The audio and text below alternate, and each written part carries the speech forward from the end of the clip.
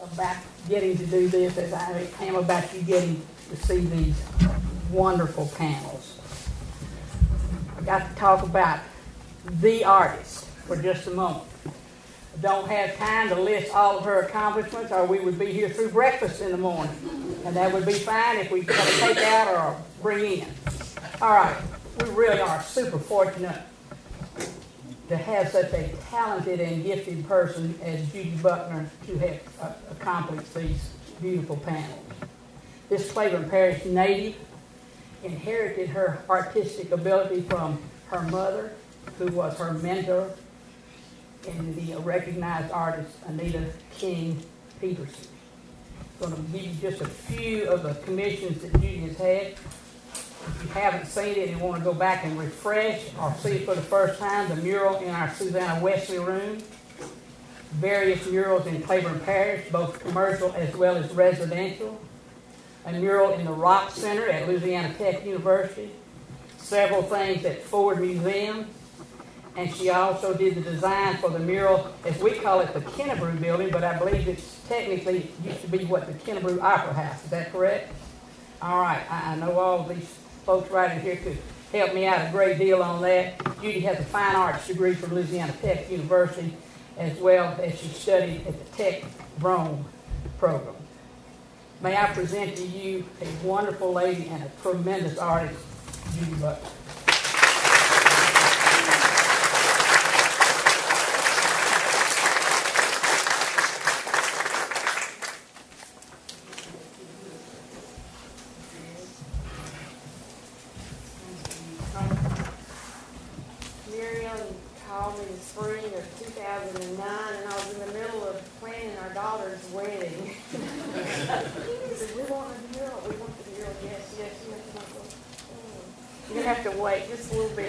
But I didn't intend it to be 2013 before I had it on the wall. But, you know, y'all are just such special people to me, you know, growing up in Homer. It's a special church, although I didn't attend the church as a child growing up. But I came around. I became a Methodist later. I've been Methodist for the last 37 years almost. But in Athens, I go to Athens. We had a Bible study, and there was a statement made that hung with me. I think Linda was our teacher, and it says, "What you know and believe about the past affects who you are today." And this statement stuck with me when I was planning this, just forming my thoughts about how we were going to present the facts of your history. And you start out by thinking about a lot of things, but how, you know, I wanted, first of all, I wanted you to enjoy it when you first come in the room, just the scale of it. But there are things in it you're not going to see unless you get up close, and since it's up close and personal anyway on this wall, you'll get a chance to do that. And you may see things, you know, on down several months from now that you didn't notice, I hope, before. That's something you can enjoy close up and something you can enjoy at a distance. But I found myself thinking of this thing in an orderly way. I mean, instead of just saying, you know, I've approached some projects where I thought, well, this would be there. We could do this. And I want to do that. But I just had this gut feeling, function, I guess you'd say, to think about order. You know, God is an orderly God. The three panels, at the base of each panel, there's something that has to do with covenant. You know, God deals with us through covenant. And our response to Him is our faith. Of course, the papers, the act of incorporation they signed in the 1800s, and then our communion pieces, those are all symbols of covenant. And that's a basis of our fellowship, and that's a basis of our relationship with God. But I felt like you could be compared to the monuments of Joshua ordered to be placed where God's people had crossed the Jordan River on dry ground, showing that God had brought them that He has brought them through. The fact is, the water that receded didn't recede until the priests put their foot in the water. And it took faith to take that step. In 1803, the Methodist Church is the first Protestant church to be credited with sending out missionaries into the Louisiana Territory. It was a step of faith to do that. In 1829 to 33, William Stevenson led many of the camp meetings and became known as the father of Methodism. It's the circuit riding preacher that started it all. He's the one that plowed the ground where they could plant the seeds of Methodism. And then in 1830, William Ashford led numerous camp meetings and brush harbor meetings in Old Athens. Most all of our Methodist churches in this part of the country can trace their roots back to the Ashford camp meetings. In 1846, the Louisiana Conference actually was organized, and so in 1849, they formed the Log Cabin Society. It was located on East Main Street, right there around where Romaines used to be, across from the school board. And William Goodson was their pastor. When they signed the article, there were 61 members with Goodson as their pastor. And the story is, and Mary Frances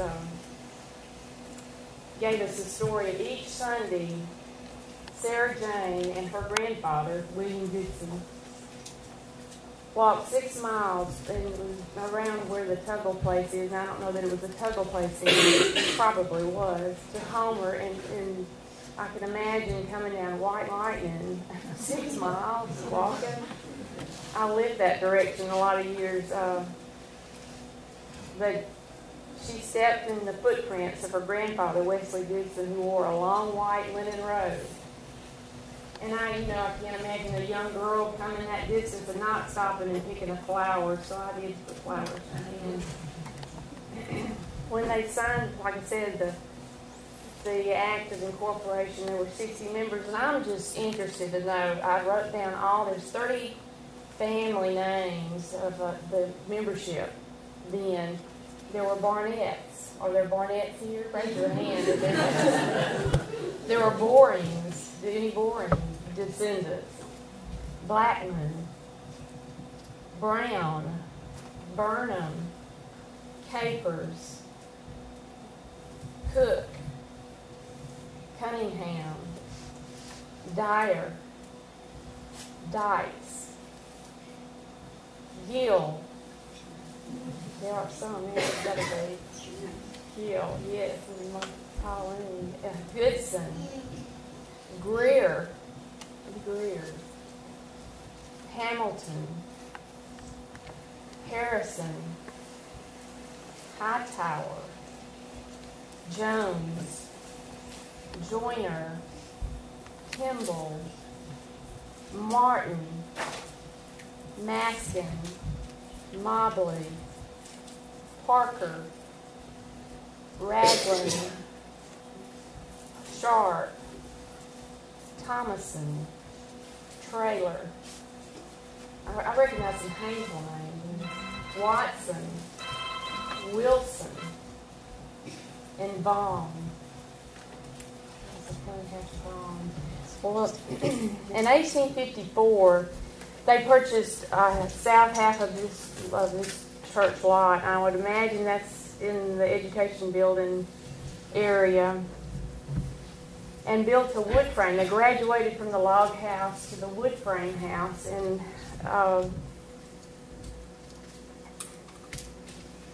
there was in 1970 there was a pastor named T.J. Upton. I know some of the Upton family were to be here. Did any of them didn't come? Then I wanted to let them know I found a memoir of his, and it was interesting. He said he'd never looked back after being accepted in the Louisiana Conference in 1859 and had no desire to do so. I've served 22 charges in this conference, and 2/3 of them were circuit. So he was a circuit rider. The others were stations.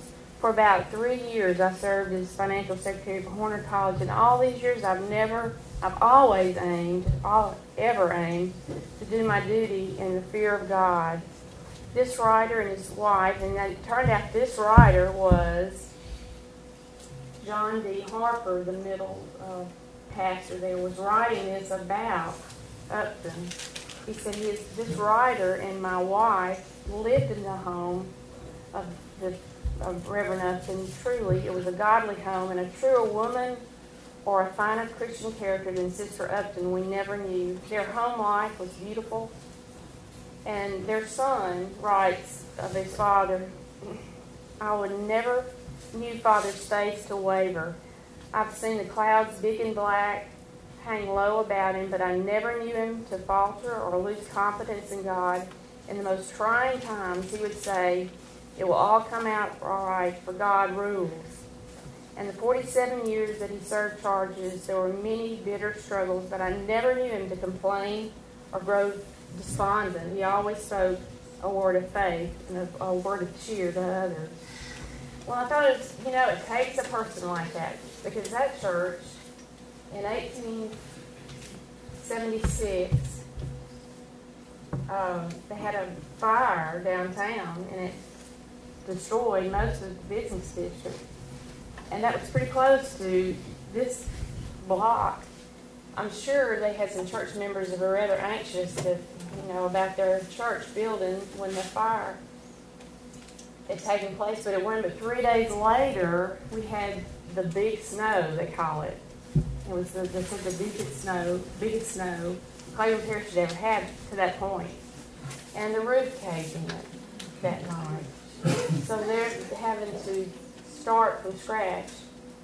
They did get acquire the lot where the church is now. And they, in 1877, it didn't take but a year. And a year later, they built the white frame church there.